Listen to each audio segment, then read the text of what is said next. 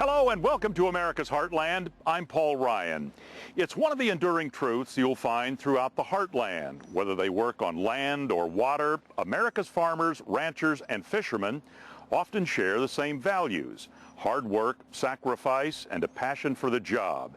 And surprisingly, they also face similar challenges: rising costs, labor shortages, and shrinking profits. Case in point, a man we recently met. He's been harvesting the waters of Chesapeake Bay for decades. And as Yolanda Vasquez learned, it's a job that requires back-breaking effort, but also offers profound satisfaction. The waters of Chesapeake Bay skirt the edges of Maryland's southernmost city. Crisfield, Maryland has the distinction of being called the crab capital of the world, and with good reason.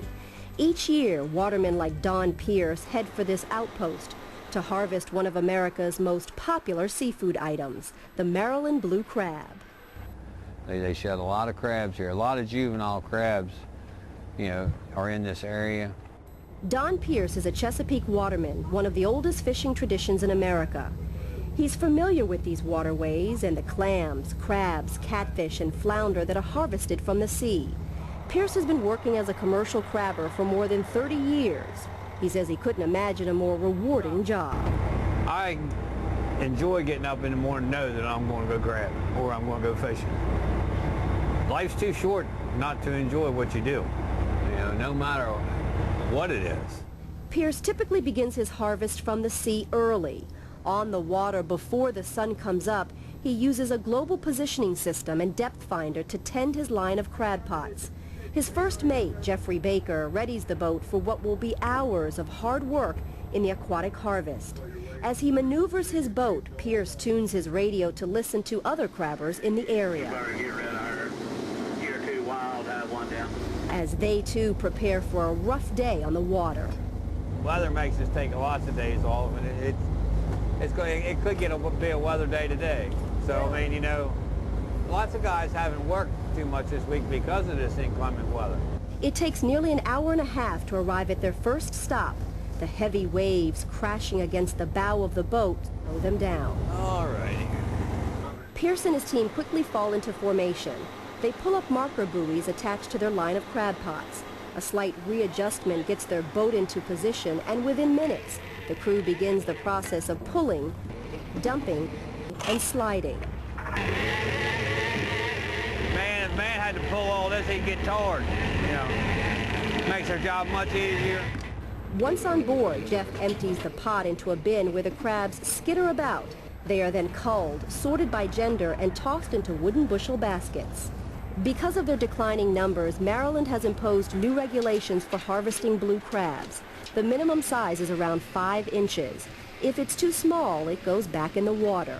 Some juvenile crabs are tiny enough to fit into the palm of your hand. In the water, their natural camouflage protects them from predators like eels and small sharks.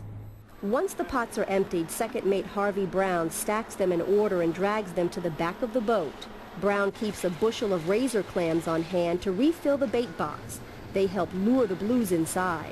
Capturing these feisty crustaceans is sometimes as difficult as finding them. They're not everywhere. It's just not, I'm going to go out here and go crabbing, I'm going to just set pots. It does not quite work that way. Once Pierce decides where to drop his next rig of pots, he locks in the waypoints on his GPS so he can easily locate them later. There are 40 pots to a line. Pierce and his crew pull up anywhere from 10 to 15 lines a day. That means they handle nearly 600 pots every day.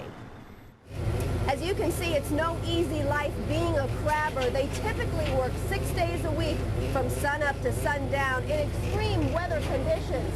Hot heat in the summer, cool temperatures in the spring, and on days like today when the water is choppy and the wind is working against them, it's still business as usual.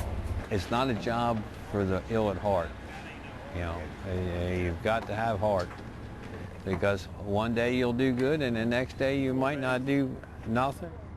Commercial crabbers are paid by the bushel. They receive anywhere from $40 to $100 a bushel, depending on the crab size and market demand. The more abundant the crab, the cheaper the price. The more scarce the crab, of course, the more demand, and that makes the price higher. Both crabs and finfish generates more than $500 million a year for the Maryland fishing industry. Like many other coastal states, Maryland has been working to streamline regulations for commercial fishing operations and improve marketing opportunities for the state's seafood products. But for commercial fishermen like Pierce, price fluctuations and marine resources are only part of what affects the bottom line. The profit line's getting smaller and smaller by the day. Not by the year, by the day, it seems like. Take, for example, a crabber's bait. The cost of these razor clams has risen from $30 a bushel to $50. Pierce uses 6 bushels a day to rebait his pots. The pots themselves, made of galvanized chicken wire, recently jumped in price from $20 to $30. He'll replace a number of them during the season. You could lose 15 or 20 of these in one day or one weekend with a lot of boat traffic. And Pierce says the cost of diesel fuel has nearly doubled in price from a year ago. All of these elements have taken their toll on watermen. Just last year, 25 Tangier crabbers quit because they couldn't make ends meet. At the end of a challenging day, Pierce and his crew managed to fill up 32 bushels of crabs. They haul them back to the Crisfield City dock, where a seafood buyer waits for the fresh catch of the day. Despite the weather, the costs, and the fluctuating market, he's looking to the future. Yes, it was nasty, and yes, lots of people would have went back. But yes, we went, and we've made a day's work. Failure is not in my vocabulary. I've wanted to do this ever since I was 13 years old.